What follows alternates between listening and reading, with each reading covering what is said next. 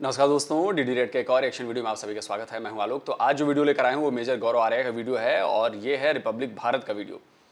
तो इसका टाइटल है कि भाई अब खालिस्तानियों का कुछ करना पड़ेगा। तो चलिए देखते हैं कि वीडियो में मेजर आर्या क्या बता रहे हैं। जय हिंद दोस्तों, मैं हूं मेजर गौरव आर्या और आप देख रहे हैं आज की ताज़ा तरीन खबरें। अच्छा, भारत के कॉन्सुलेट जो सैन फ्रांसिस्को में है वहां पे खालिस्तानियों ने हमला करा और आग लगा दी। यूके में वही खालिस्तानी पोस्टर निकाल रहे हैं और इंडियन डिप्लोमेट्स की फोटो डाल के कि इन्होंने निज्जर को मारा है और इन्होंने हमारे बंदे को मारा है, उसको शहीद करा है। Basically they are calling for violence. अब इसमें भारत को करना क्या चाहिए, मैं इस पर फोकस करूंगा। देखिए क्या हो रहा है ये आपको मीडिया बता ही रहा है और मुझे आपको ये बताने की आवश्यकता नहीं है। देखिए बात ये है कि जिस भाषा से जो समझे उसको उसी भाषा में समझाना चाहिए। खालिस्तानी जो है ना, ये फसादी लोग हैं, ये वायलेंस में विश्वास करने वाले लोग हैं और जब तक आप इनको इन्हीं की भाषा में नहीं समझाएंगे, इनको बात समझ में आने वाली नहीं है। हम जिस तरीके से कहते हैं ना कि हमने अमेरिका से हमने कंप्लेन करी है, हमने यूके से कंप्लेन करी है, कंप्लेन करने से कुछ नहीं होगा। ये लोग अपने वतन की पीठ में खंजर घोंप के फिर आए हैं बाहर। कैसे? झूठे झूठे सर्टिफिकेट लगाए। बाहर जाना को मैं गलत नहीं कह रहा, बाहर जाने को, बाहर सेटल करने को, NRIs are are pride and joy. हमें बहुत फक्र है अपने एनआरआईज पे। लेकिन ये लोग क्या करते हैं, ये लोग ये नहीं कहते कि हम बाहर पैसा कमाने जा रहे हैं, ये कहते हैं कि खालिस्तानियों की बात कर रहा हूं, ये कहते हैं भारत में कि साहब हमें ना हमारे ऊपर बड़ा अत्याचार करा जा रहा है, इसलिए हमें पॉलिटिकल असाइलम चाहिए। और लिखवा लिया किसी मेंबर ऑफ पार्लियामेंट से कि साहब इनके ऊपर अत्याचार करा जा रहा है, मैं सर्टिफाइड। ये सारे के सारे वापस पहुंच गए कनाडा, यूएस, यूके। ये झूठ बोल बोल के, ठीक है, क्योंकि खुद के इतने एजुकेशनल क्वालिफिकेशन या एक्सपीरियंस ऐसी नहीं थी कि इनको कोई टॉप क्लास जॉब मिल जाए। तो वही ये लोग काम वाम करते हैं, अपना नॉर्मल काम धंधा करते हैं और भारत के खिलाफ जहर। अब देखिए, भारत के खिलाफ आपको जहर उगलना है, जो करना है सोशल मीडिया पे प्रोटेस्ट करना है, ये आपका हक है, राइट? इसमें मैं कुछ नहीं कहता। लेकिन जब आप भारत के कॉन्सुलेट पे अटैक करेंगे तो उसका जवाब भारत को देना पड़ेगा और देना इस तरीके से पड़ेगा भारत को कि इनके ऊपर एक तो केसेस करे जाएं इनके ऊपर, और यूएस में इसकी खासी सजा है। तो मुझे लगता है कि जितने भी लोग आए हैं सबका आप आइडेंटिफाई करें और बड़े से बड़ा वकील जो सैन फ्रांसिस्को का है उसको लिया जाए। ये ह्यूमन राइट्स के पीछे छुपते हैं, ये विक्टिम कार्ड प्ले करते हैं खालिस्तानी। हाय हम खालिस्तानी बेचारे, हाय हमें मार दिया, हाय हम बड़े परेशान हैं। तो इनकी हाय की हाय हाय निकालनी पड़ेगी दोस्तों। इनकी हाय निकालना बहुत जरूरी है खालिस्तानियों की। और ये तब होगा कि जब आप बात करेंगे वकीलों से और आप बोलेंगे कि साहब इनके ऊपर ऐसे ऐसे केस दर्ज करो कि इनकी एड़ियां घिसते रहें, इनकी पीढ़ी दर पीढ़ी वही केस लड़ते लड़ते, तब जाके इनको मजा आएगा। दूसरी चीज, इनकी जो प्रॉपर्टी भारत में है, खालिस्तानियों की बात कर रहा हूं, खालिस्तानियों की, इनकी जो प्रॉपर्टी भारत में है उसको तोड़ो, उसको गिराओ, उस पर बुलडोजर फेरो, ठीक है? आप सैन फ्रांसिस्को, मेरे घर पे आग लगा रहे हैं आप सैन फ्रांसिस्को में, ठीक है ना? कॉन्सुलेट क्या है? मेरा घर है, हर एक भारतवासी का घर है वो, राइट?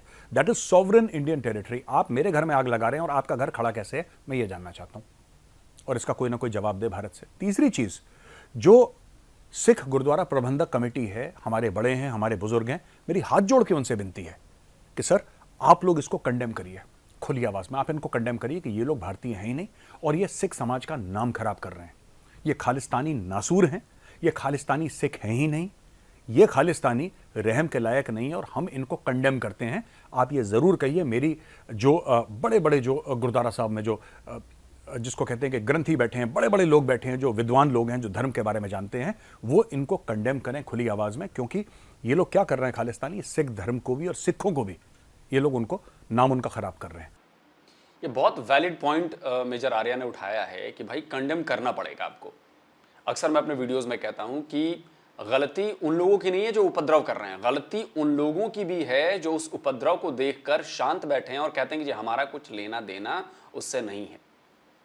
ये चाहे मुस्लिम कम्युनिटी हो, चाहे हिंदू कम्युनिटी हो, चाहे सिख कम्युनिटी हो, चाहे जैन कम्युनिटी हो, चाहे ईसाई कम्युनिटी हो, कोई भी कम्युनिटी हो, मैं उन मासेस की बात करता हूं कि भाई जो अमन पसंद हैं और वो किसी लफड़े में नहीं पड़ना चाहते, लेकिन उनकी चुप्पी की वजह से वो जो चंद लोग हैं उनको बल मिलता है। तो ये बहुत जरूरी है कि जो बुजुर्ग हैं हमारे, जो एल्डर हैं हमारे, किसी भी समुदाय के हैं, उनको ऐसी घटनाओं पर आकर उसका विरोध करना पड़ेगा, उसको गलत ठहराना पड़ेगा, तभी आप एक अच्छा मैसेज दे पाएंगे। वरना क्या होगा कि वाकई आपकी जो छवि है वो खराब होती जाएगी। जो क्या कहते हैं कि जो तब से इमेज बनी आ रही है, जो गुरुओं ने सिखाया है, वो सब माटी में मिल जाएगा। कुछ चंद लोगों की वजह से। तो इसलिए बहुत ज़रूरी है और बहुत वैलिड पॉइंट मेजर गौरव आर्या ने दिया है कि भाई चुप्पी तोड़नी होगी, आगे आना होगा, आपको कंडेम करना होगा, उसकी निंदा करनी होगी और इसको गलत ठहराना होगा। नहीं तो अगर मैसेज गलत जाएगा तो आपकी छवि खराब होगी। और मुझे लगता है कि हम लोगों की जैसी कम्युनिटी है, चाहे सिख हो चाहे बाकी कोई भी कम्युनिटी हो, छवि खराब करना बहुत अच्छा नहीं है। तो मुझे लगता है यहां पे स्टेप इन करने की जरूरत है और बहुत स्ट्रिक्ट एक्शन इनके ऊपर ऐसा लिया जाए कि कभी ये फिर खड़े ना हो पाए अपने पैरों पे। I think that is the need of the hour. दोस्तों, एससीओ की मीटिंग हो रही है और शी जिनपिंग भी दिख रहे हैं उसमें शहबाज शरीफ भी दिख रहे हैं और मोदी जी तो दिख ही रहे हैं। और आज जो भी ईस्टर्न स्टेट्स हैं ना, सेंट्रल एशिया के सब लोग वहां पे दिख रहे हैं और वहां पे मोदी जी ने क्लास ले ली। जैसा कि हमें लग रहा था मोदी जी क्लास लेंगे, मोदी जी ने 2-3 पॉइंट बोले। मोदी जी ने बोला कि मैं खास तौर से कई चीजें बोली, लेकिन जो चीज है वो मैं बोलना जिसको कहते हैं कि वो मैं इस वक्त मैं बोलूंगा वो चीज जो खास तौर से पाकिस्तान को लेकर है। उन्होंने बोला कि कुछ देश हैं जो कि क्रॉस बॉर्डर टेररिज्म सपोर्ट करते हैं, ठीक है, और उनको प्रोटेक्शन मिलता है। क्रॉस बॉर्डर टेररिज्म सपोर्ट करते हैं इन द सेंस कि उनका ये कहने का मतलब था कि वो सजाएं उनको नहीं मिल पाती और वो इंप्यूनिटी के साथ कर रहे हैं। ये चीज गलत है और हम लोगों को उस चीज को कंडेम करना चाहिए और एससीओ को उसको कंडेम करना चाहिए। इसमें ना 2-3 बातें हैं दोस्तों। पहली बात तो यह है कि पाकिस्तान को कटघरे में लाके खड़ा करा कि तुम टेररिस्ट हो, जो कि पाकिस्तान है। अगर पाकिस्तान टेररिस्ट नहीं होता तो पाकिस्तान फिर एफएटीएफ की ग्रे लिस्ट में क्यों रहता, पहली बात। दूसरी चीज, वहां पे चाइना है और चाइना के सपोर्ट से करता है। साजिद मीर का केस आपको पता है, राइट, और आपको मौलाना मसूद अजहर का केस पता है। दोनों केस वो हैं जिसमें चाइना ने एक पाकिस्तानी आतंकवादी को, दोनों केसेस में पाकिस्तानी आतंकवादी को यूएन में उस लिस्ट में जो मोस्ट वांटेड जो टेररिस्ट हैं उस लिस्ट में जाने से चाइना ने अपना वीटो इस्तेमाल करा यूनाइटेड नेशन सिक्योरिटी काउंसिल का और उनको बोला कि नहीं, इनको नहीं करना चाहिए। अब चाइना ने ऐसा क्यों करा? चाइना किसी नॉन टेररिस्ट को सपोर्ट क्यों कर रही है तो चाइना ही जाने। लेकिन मैं चीनियों को एक बात बोलना चाहता हूं, देखो बॉस, ऐसा है ना, साफ सीधी बात है, आप जिस चक्रों में फंस रहे हो, ये पाकिस्तानी किसी के सगे नहीं है। आज भारत में अटैक कर रहे हैं, कल ये चाइना के अंदर अटैक करेंगे, ठीक है, क्योंकि ये जो आतंकवादी हैं एक जमाने में पाकिस्तानी डीप स्टेट के कंट्रोल में थे। आज की तारीख में ये पाकिस्तानियों को भी ठोक रहे हैं, ये अफगानिस्तान में भी बम धमाके कर रहे हैं, ये ईरान को भी अटैक कर रहे हैं, ये इंडिया को भी अटैक कर रहे हैं। ये कौन से देश हैं? ये तो नेबर है ना, ये तो पड़ोसी हैं पाकिस्तान के। इंडिया नेबर है, ईरान नेबर है, अफगानिस्तान नेबर है, इनको अटैक कर रहे हैं ये लोग, पाकिस्तानी आतंकवादी। अब एक बात बताइए, चौथा नेबर कौन सा पाकिस्तान का? आप, चाइना। आपको क्या लगता है बगरे की मां कब तक खैर मनाएगी? सोचिएगा जरा इसके ऊपर। तो दोस्तों, अगर ये वीडियो पसंद आए ना तो वीडियो को लाइक जरूर करिएगा। मैं फिर कल मिलता हूं एक नए वीडियो के साथ, तब तक के लिए अपना ध्यान रखिए। जय हिंद। चलिए दोस्तों, वीडियो खत्म हो गया और मेजर साहब ने बिल्कुल 2-2 सीधे बात कही कि बकरे की अम्मा कब तक खैर मनाएगी। खैर, चीनियों को ये बात समझ में नहीं आ रही है। पाकिस्तानी तो किसी के सगे नहीं है। मोहम्मद अली जिन्ना के सगे नहीं रहे तो किसी और के सगे क्या होंगे भाई। मोहम्मद अली जिन्ना की बात पता है ना आपको कि उनकी एम्बुलेंस में पेट्रोल ख़त्म हो गया, वो बीमार थे, हवाई जहाज़ से लाए गए और वहीं उन्होंने सड़क पर दम तोड़ दिया उन्होंने इलाज के लिए। ऐसी एम्बुलेंस भेजी गई, साजिशन, उनकी हत्या कर दी गई। लगे कि जी दिक्कत हुई है लेकिन हत्या कर दी गई। घंटों तक वो पड़े रहे वहाँ पे और कोई, सोचिए जिन्ना की ये हालत थी। तो खैर किसी के सगे नहीं। दूसरी बात, जो मेजर साहब ने साजिद मीर वाली बात कही ना, वो अभी हाल ही में हुआ है कि चाइना ने वीटो लगाकर साजिद मीर को यूएन में डेजिग्नेटेड टेररिस्ट होने से, यूएन डेजिग्नेटेड टेररिस्ट होने से बचा लिया।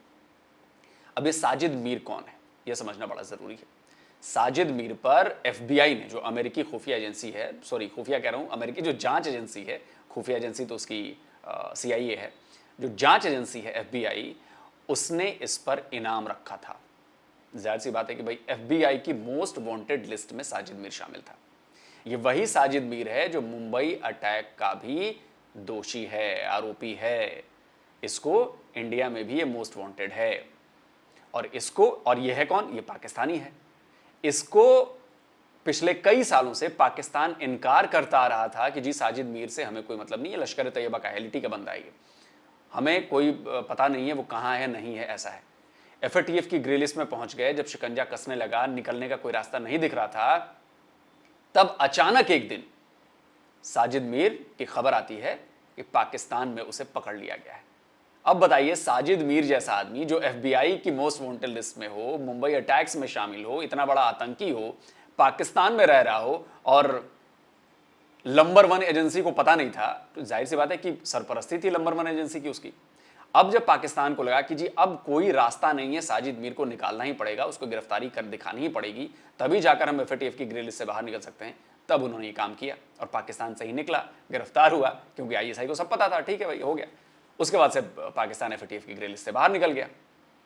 अब इंडिया और अमेरिका ने कोशिश की कि भाई इसको UN डेजिग्नेटेड टेररिस्ट घोषित करवा दिया जाए, लेकिन चाइना चूंकि उसके अपने फायदे हैं पाकिस्तान के साथ, इंडिया के खिलाफ, तो उसने वीटो लगा के रुकवा दिया है। लेकिन सही बात कही मेजर साहब ने कि बकरे की अम्मा कब तक खैर मनाएगी। आखिरकार पाकिस्तान का जो एक और आतंकी था अब्दुल रहमान मक्की, उस पर भी कई बार चाइना वीटो लगा चुका था, उसको UN डेजिग्नेटेड टेररिस्ट होने से बचा रहा था। लेकिन आखिरकार एक न एक दिन ऐसा वक्त आया कि चाइना को भी कहना पड़ा कि हाँ जी बॉस ठीक है भैया, इसको डेजिग्नेट कर दो, UN में लिस्टेड कर दो इसको। क्यों? क्योंकि अब उसका असर चाइना पर पड़ने लगा था, चाइना के खिलाफ पड़ने लगा था। तो ये भी जो है, ये भी चाइना के खिलाफ जाएगा साजिद मीर वाला मामला। और यकीन मानिए चाइना को एक बार फिर से थूक कर चाटना होगा। आप देखिएगा इतनी आसानी से बचेगा नहीं चाइना भी। और दूसरी बात जो SCO की समिट में PM मोदी ने कहा, तो वो दोनों के लिए कहा, चाइना के लिए भी कहा और पाकिस्तान के लिए भी कहा उन्होंने। चाइना भी सपोर्ट कर रहा है। इट मीन्स कि आप इंटरनेशनल लॉज को नहीं मान रहे हो, आप पाकिस्तानी एक टेररिस्ट है, उस टेररिस्ट को आप सपोर्ट कर रहे हो, वीटो लगा रहे हो। तो ये दुनिया देख रही है, सैंक्शन आपके खिलाफ और भी ज़्यादा जाएंगे। और पाकिस्तान, मैं आपको फिर कह रहा हूं कि पाकिस्तान फिर से ग्रे लिस्ट में जाएगा, ये बात याद रखिएगा। तो जल्दी मिलता हूं एक और नए वीडियो के साथ। नमस्कार, जय हिंद।